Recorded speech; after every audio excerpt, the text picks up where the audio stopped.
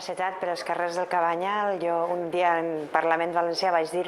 que passejant pels carrers del Cabanyal se pot saber de quin humor està la Mar. Avui està de bon humor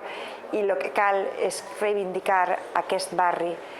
com un barri viu, com un barri que s'ha de rehabilitar, que no s'ha de destruir, on la gent pugui viure i on a més puguem tindre un element cultural i arquitectònic i un referent de la ciutat de València i del nostre territori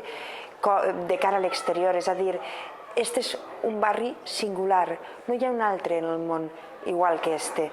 i no se pot substituir per una avinguda que pots trobar en qualsevol ciutat del món. Per tant, nosaltres apostem per un barri viu,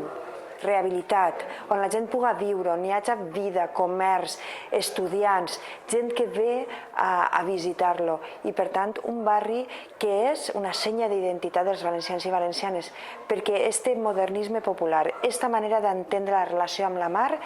esta manera de viure que es viu al barri del Cabanyal no la trobem en ninguna altra part del món i els valencians i valencianes hem de reivindicar allò que ens fa únics, no voler envejar allò que ens equipara a qualsevol altra ciutat del món. I per tant,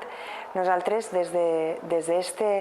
d'esta premissa el que volem és un barri viu, rehabilitat, un barri on la gent pugui viure i on la gent de fora ens pugui visitar i ens puguem sentir orgullosos de tenir un patrimoni cultural i humà com el que n'hi ha al barri del Cabanyal.